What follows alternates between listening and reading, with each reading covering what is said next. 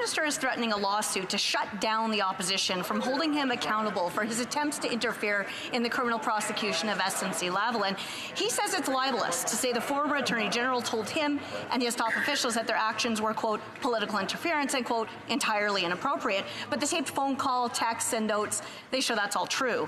Canadians look forward to the Prime Minister being forced to testify in open court under oath. When will the Prime Minister follow through on his threat? The Honourable Government House Leader. Mr. Speaker, let's be clear. To ensure that Canadians could hear the truth, the Prime Minister waived solicitor-client privilege as well as cabinet confidence. These meetings took place at the Justice Committee. They took place in public, and that's exactly why the member is able to refer to them, because it's important that Canadians be able to decide for themselves. Yes, Mr. Speaker, we have put the Leader of the Official Opposition on notice, and that's because he is misleading Canadians. Mr. Speaker, this is not the first time we have done so. We have done so previously because he was misleading Canadians when it came to the Minister of Innovations. Once he was put on notice, he deleted and retracted those comments. Once again, on March 31st, he did the same thing afterwards. Honourable member for Lakeland.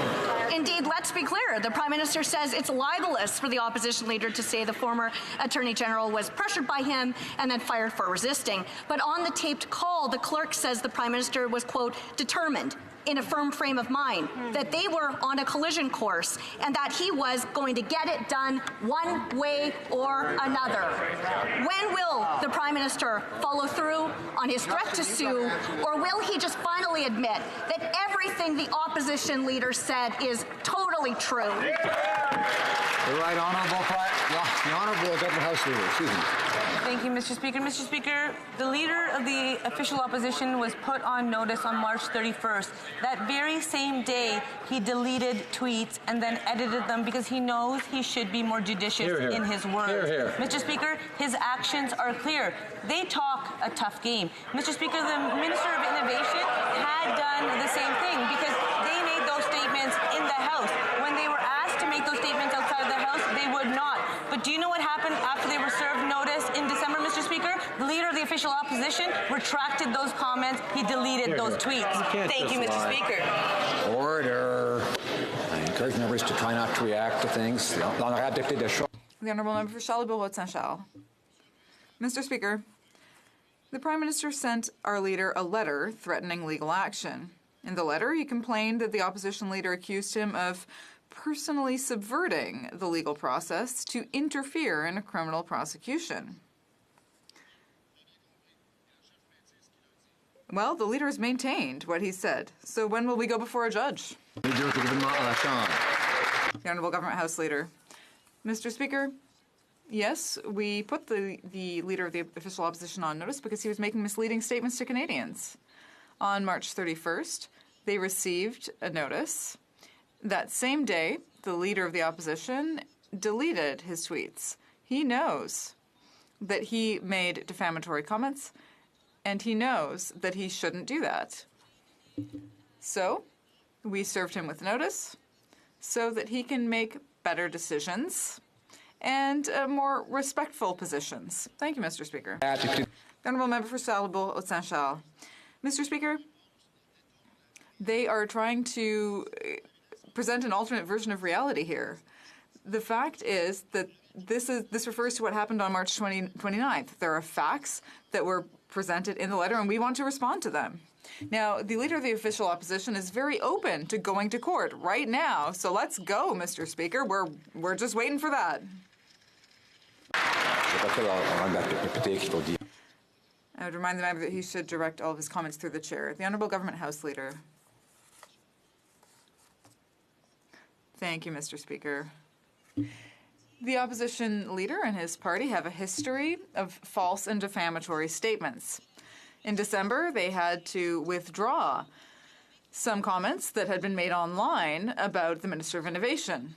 Mr. Speaker, once again, we have put the leader on notice because he was making false and defamatory statements to Canadians. On March 31st, the Leader of the Opposition deleted those tweets because he knows that he was not supposed to do that. Thank you. Honourable member for Chilliwack Hope. The Prime Minister now says there should be consequences for lying to Canadians.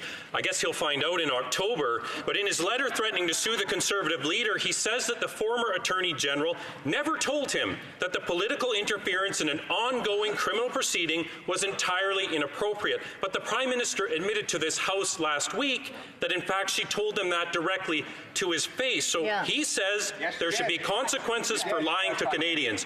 When will the Prime Minister take us to court so he can experience just what those are?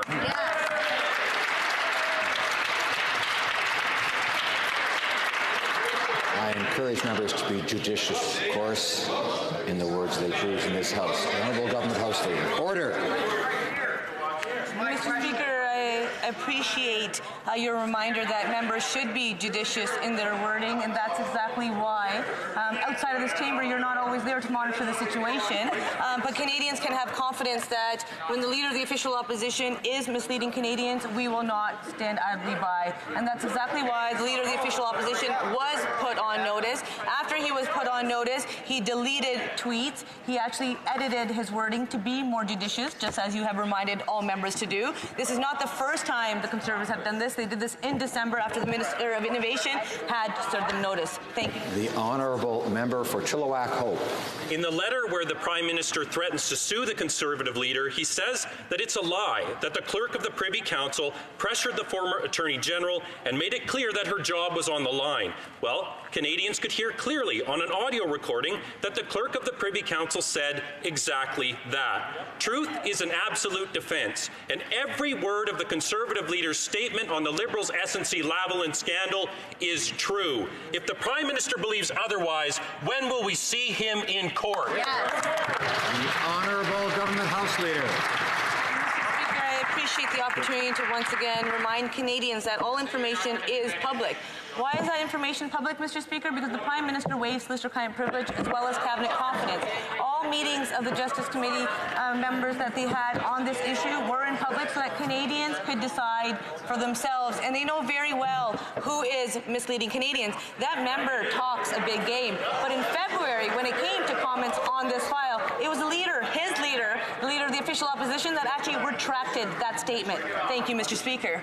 Honourable member for Essex. Mr. Speaker, expulsions from caucus, shutting down debate in committees, a lawsuit, a leak of confidential information about a Chief Justice Supreme Court application, 2 months of Liberals doing everything they can to change the channel on the PMO scandal. But leaking confidential information? That is a serious breach. The Minister of Justice doesn't seem to understand the seriousness of this act. Is this Attorney General comfortable with a leak that was intended to smear the former Attorney General? The integrity of our courts is at stake. Will the Attorney General launch an investigation into this serious breach? The Honourable Minister of Justice. Obviously, Mr. Speaker, leaks concern us. I can assure this House, Mr. Speaker, that leaks did not come from my ministry, and I trust my colleagues when they tell me that leaks did not come from theirs. Mr. Speaker, this is a situation of obvious concern, and we're doing our best to make sure that it does not happen in the future. The Honourable member for Timmins James Bay. Will someone obtain confidential information on the Supreme Court vetting process to smear Chief Justice Joyal and the former Attorney General? There are political fingerprints all over this hatchet job, but the new Attorney General refuses to investigate. Why? Well, he says, hey, I trust the Prime Minister's office, and I trust it'll never happen again. God help the rule of law when we have an Attorney General who thinks his job is damage control. His job is to protect the integrity of the process. When will he launch an independent investigation into finding out who launched that leak and who ordered it?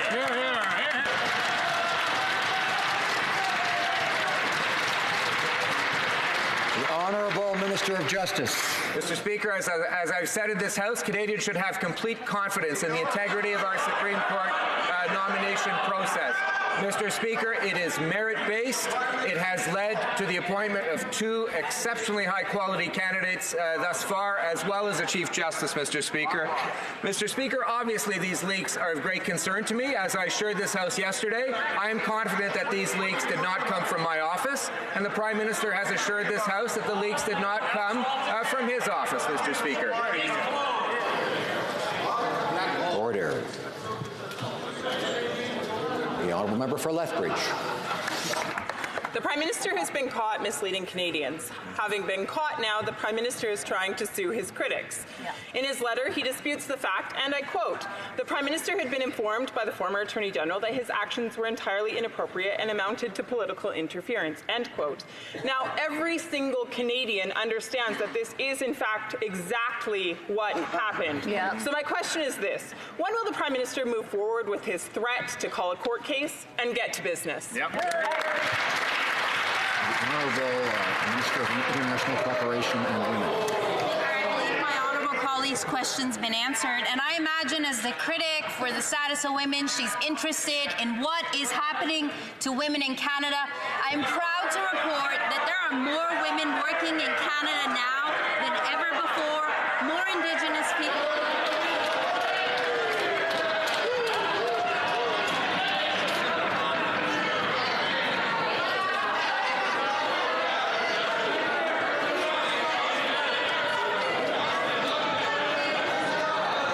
Order.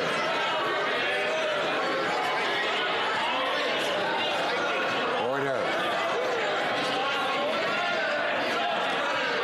Order. I remind members. Order. Order. I remind members that there be. A member for Lethbridge will come to order. Members need to be reminded, perhaps, that they will get other turns for questions and answers and to respond to arguments, but I think they'll want to be listened to when they're posing a question or answering a question.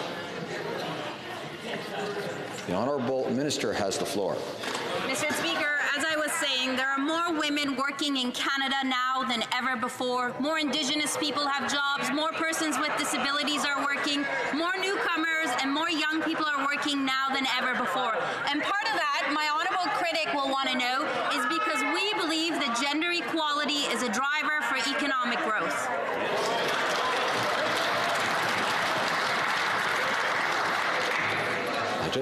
Order. I did ask the member for Lethbridge to come to order. I remind her not to interrupt when someone else has the floor.